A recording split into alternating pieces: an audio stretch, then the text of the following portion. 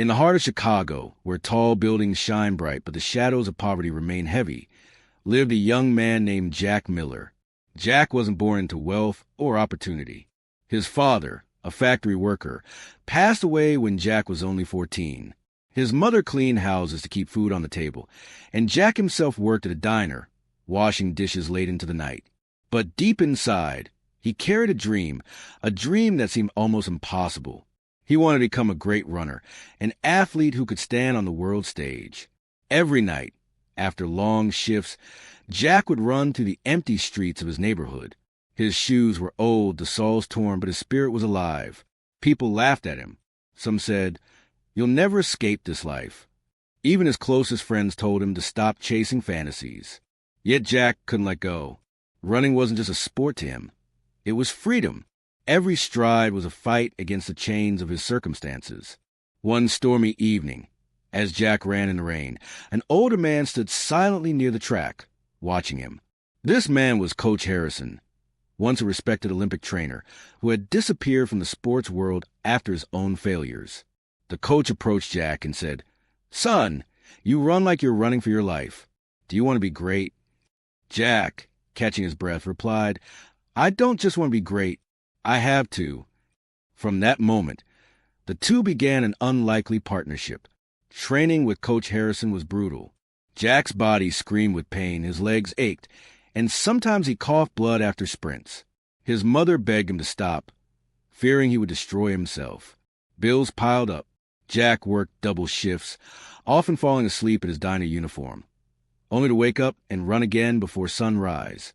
His hands were calloused from work, his feet blistered from training, but his heart never gave up.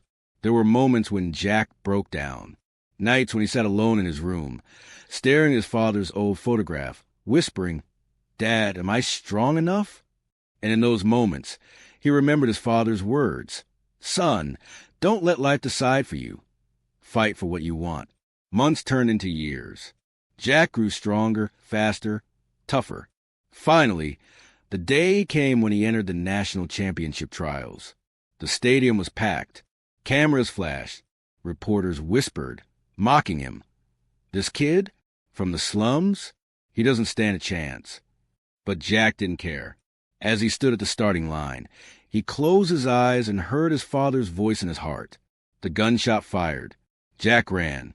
At first, he trailed behind the other runners, their expensive shoes flashing in the sun, their perfect form mocking his rough stride. But Jack had something they didn't: pain, hunger, and a burning fire in his soul. With every lap, he pushed harder, remembering every night of hunger, every insult, every moment of doubt. On the final lap, disaster struck. Jack stumbled and fell hard. The crowd gasped. His knees were bleeding, his body trembling. For a second, silence filled the stadium. But then, slowly, Jack rose again, limping, then running. He gave everything he had left. The world seemed to blur around him, the finish line calling his name. With a final burst of strength, Jack sprinted past his competitors, crossing the line first before collapsing to the ground. The stadium went silent for a heartbeat, then roared with thunderous applause. Tears filled his mother's eyes as she shouted his name. Coach Harrison, standing tall, whispered proudly, "You didn't just run for yourself, Jack. You ran for everyone who was told they couldn't." Jack Miller became a national hero overnight. Reporters who once mocked him now praised his courage. Young kids from poor neighborhoods began to run, believing that if Jack could do it, so could they. But for Jack, the true victory wasn't the gold medal.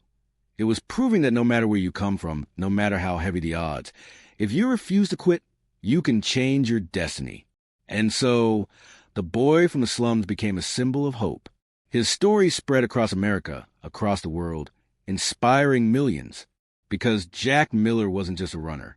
He was a fighter, a dreamer, and a living reminder that the human spirit, once ignited, can never be stopped.